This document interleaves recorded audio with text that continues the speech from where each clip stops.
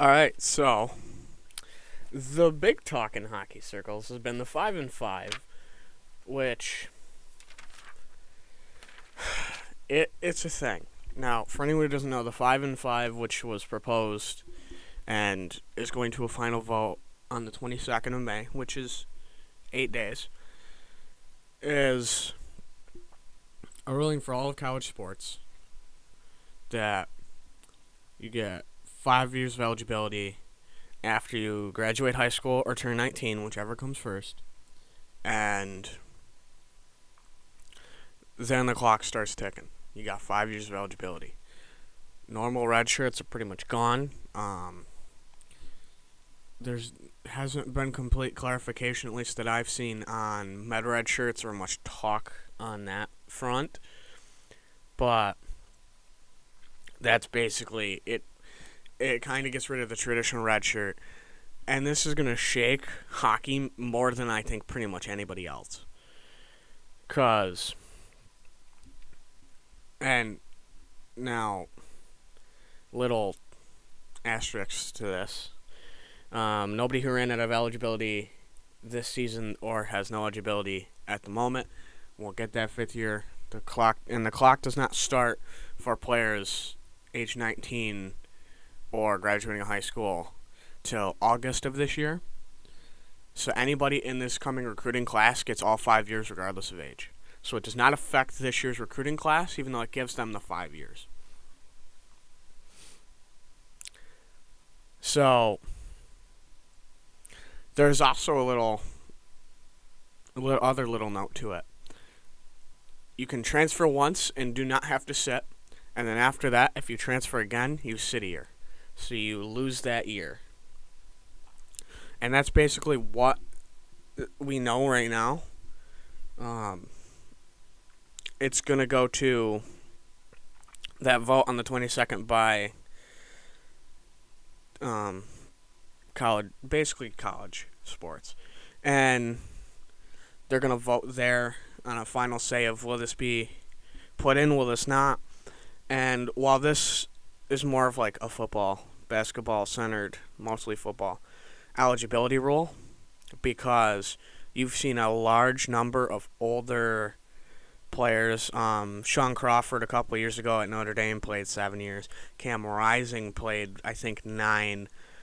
You've had these guys come out and play 7, 8 years, which I get that some people think it's out of control, but the NCAA is the one who has to approve these. A lot of them. And there may be a guy who gets 5 years, and let's say one of those 5 years, hey, I tore my ACL at the beginning of the year. That took a year from me. Here's an extra year. Hey, I tore something in my shoulder, in my arm. Let's say you're a pitcher in college baseball, and you just completely destroyed your arm one year. Med red shirt.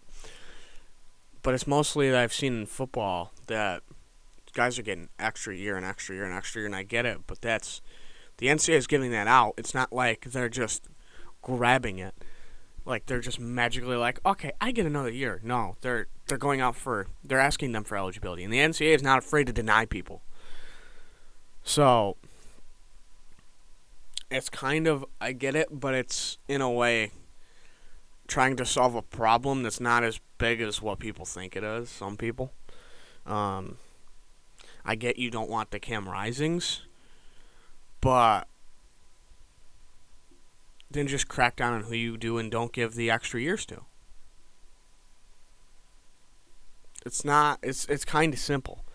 You crack down on how many people you give the med red shirts and everything, and it fixes your problem.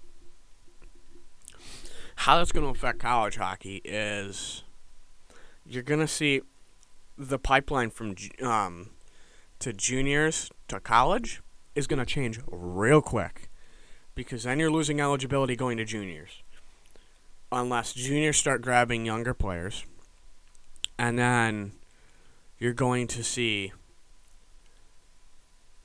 everybody go out and grab younger players at those levels, and then the late bloomers kind of get hung out to dry.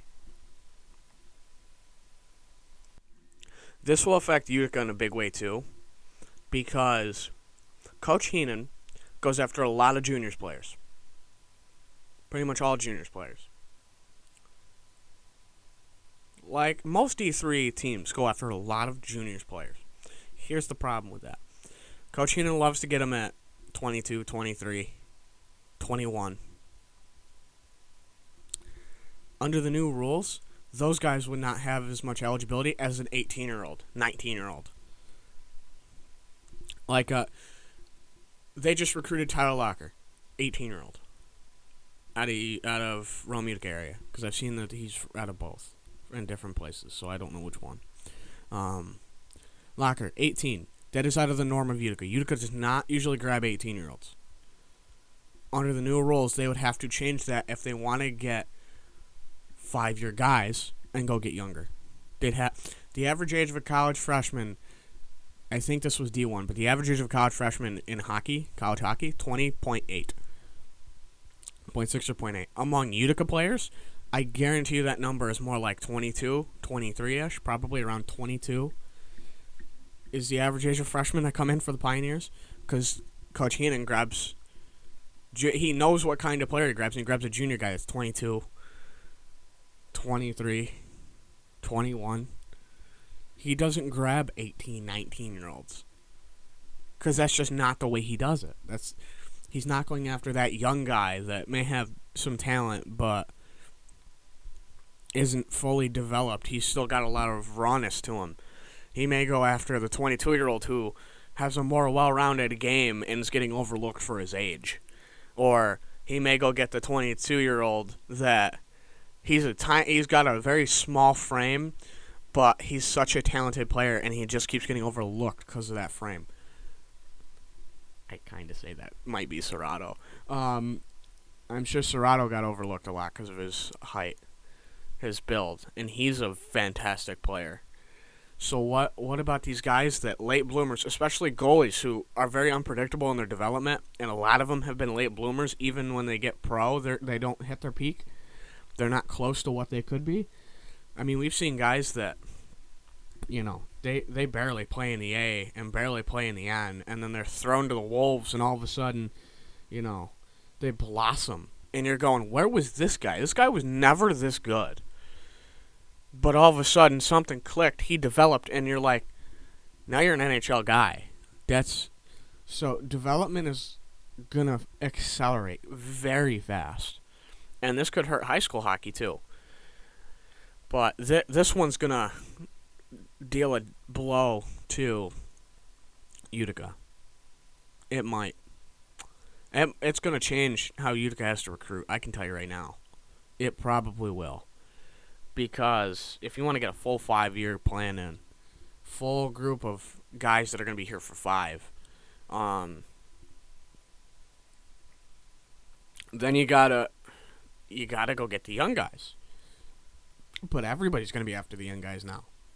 So who's going to go after the guys who have the 2 less years of eligibility because they played juniors? That's what it's going to be about, and I really want to see is how do other teams, not just Utica, how does D1 and D3 go after these guys?